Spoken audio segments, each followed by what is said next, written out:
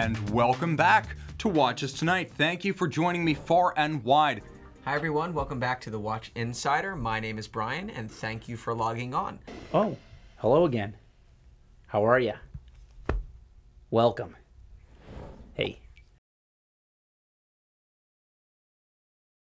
Coming attractions, the coolest dive watches you cannot yet buy. The big guns come out. Bethune DB28 GS Grand Bleu, announced at SIHH, but not shown. This is going to be the Richard Mille killer for which Bethune fans have pined since the inception of the brand. Arriving later this year, Bethune's first ever true dive watch is an all-out effort to bloody the nose of the RM folks. 44mm, grade 5 titanium with the brand signature variable geometry floating lugs. This watch is like nothing else above the waves or below, for that matter, as far above the waves as outer space. A rare use of center seconds on a DB28 allows your reference to hours, minutes, and seconds against what will be an internal rotating dive bezel. And the most exciting feature will be an active powered lighting system that is actually energized by a hand-wound dynamo. There will be LEDs inside the watch. The HYT H4 Metropolis uses a similar system, but Bethune will be the first to debut this technology on a diving watch later this year. Additional innovations will include the signature triple parachute super shock protection system, a power reserve indicator for the 5-day manual wind power reserve, and a 105-meter water resistance that will be the most water resistant in the Bethune line, with true high horology finish on every single surface and component. This is going to be an expensive piece, but a relative value because it's all in-house right down to the balance wheel and the hairspring. $93,500. Compared that to 6 figures that you will pay to get a Richard Mille that uses a Volgin case, a Dubois de Praz module, and a Vaucher base caliber. Advantage, Bethune. The Moser Pioneer diver. You asked, they answered. It's not officially a thing just yet. I took this picture while handling the prototype not yet announced at SIHH, but I can show you the photo because the prototype is making the rounds in the media. 42.8mm in stainless steel with rotating bezel. This is the Moser of your dreams, the one you can wear literally anywhere. It's a Moser diver with a crisp dive bezel, and I can attest to that. 120-meter rating, HMC 200, 3-day automatic in-house caliber with a display case back, and it's going to come on a full stainless steel bracelet with deployant clasp.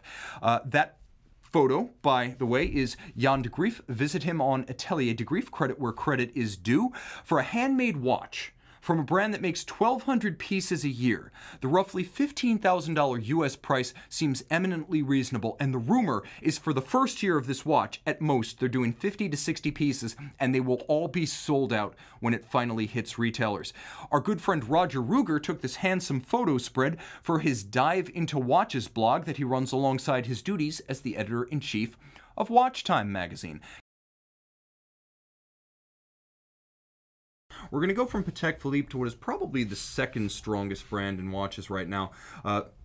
Maybe tied for first. Same city and canton, but a very different style of watch. So here we have a 36mm Rolex President in platinum with a Meteorite diamond dial with diamond lugs there. So, and to me, this watch just was such a cool, rare beast that I just had to bring it onto the show, because it's like, it's hard to describe this watch, I think, like over the phone to somebody without actually being able to see it in person. And just the graininess of this particular Meteorite dial to me was really striking.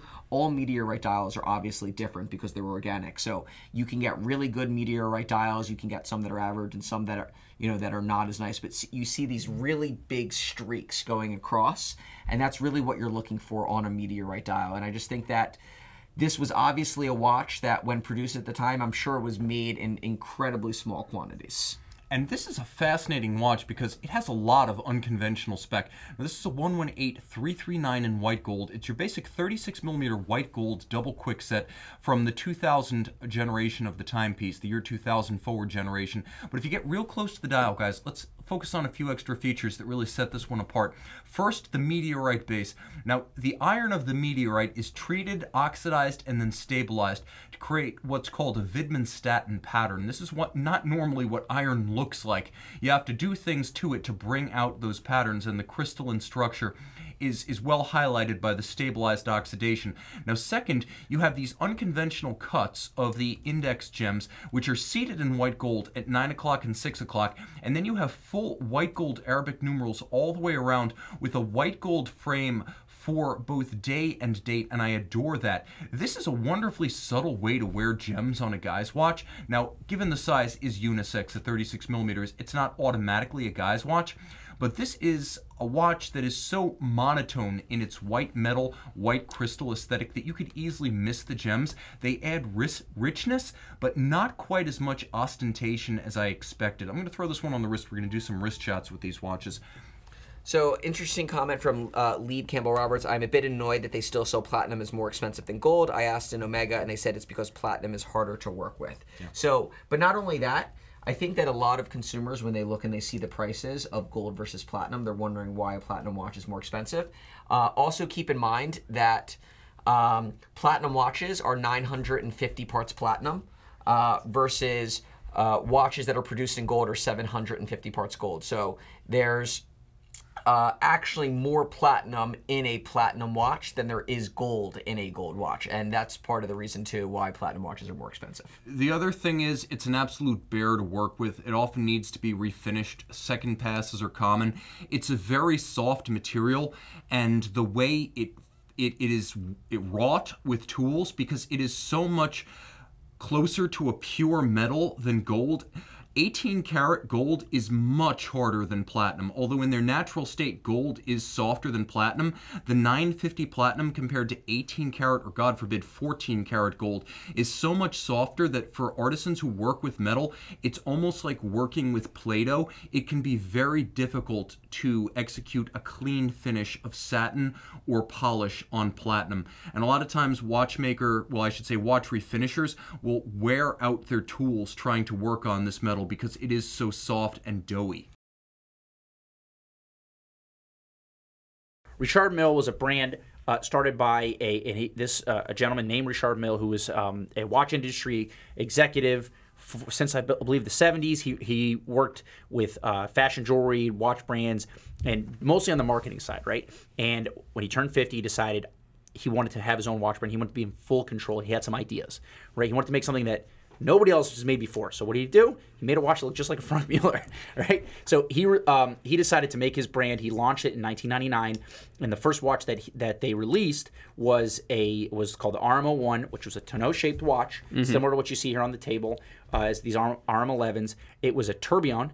It was white gold and titanium, and I think they only made about like small run. I think the 12 watches or so. You can't find this. You can't find an RM01. It doesn't exist. They're not out there, which is kind of interesting because I was looking to see, for this show, to see if we can find some pictures. I can't even find pictures of the RM01. There's on the Richard Mille website. That's what you see them.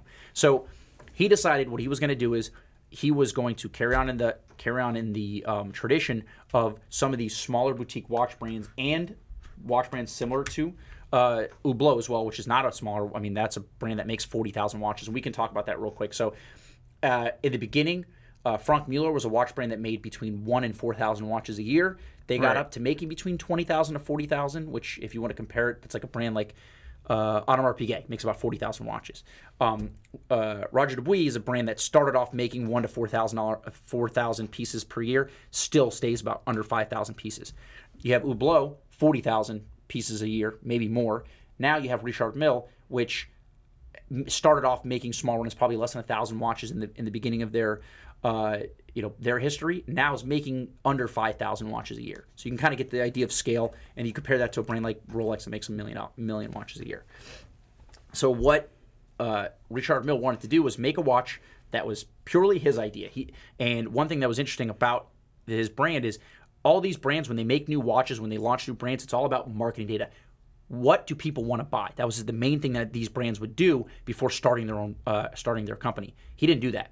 He decided he was going to make a watch that he liked. He had already done this. He spent 30 years in the industry doing that market data, deciding working his taste into what he wanted to make. So he did this. What he decided to do is put all his money not into market research, but into design, engineering, and in case manufacturing. So what do we get? We get tonneau-shaped watches coming out in 1999 that were extremely expensive. The point that he wanted to make was, when we're making small runs, we're not going to skimp on price or on cost, and we're just going to go balls to the wall. So what do you get? You get these watches right here in front of you. Some watches that some people, they look ugly, they're garish. Some people right now, in 2019, they're absurd, but they're also in high demand, right? So you get a brand that in the beginning, they didn't hold value. So Right. I've been in the industry, what we talked about, 6 years. When I first started, all these watches were sold well below the original retail price. Yeah. So we've definitely seen some Fluctuation. some hype bubble coming. RMs they're definitely a status symbol right now. They're mainstream. There's a lot of, I would say Supreme guys that wear Supreme like RM. It's a hell of a watch, right? Mechanically speaking, solid watch. Is it mechanically superior to 90% of what's on the market? Probably not. No. But they bring a cool fun factor to the wrist. They bring exclusivity, and at the end of the day, that's luxury. Mm-hmm. So if people want something and they can't get it, the hype market blows up, right? So RMs are cool in the way that, like, and we've talked about this before, they're cool in like the way that they're like almost not cool because they're so crazy. Mm-hmm.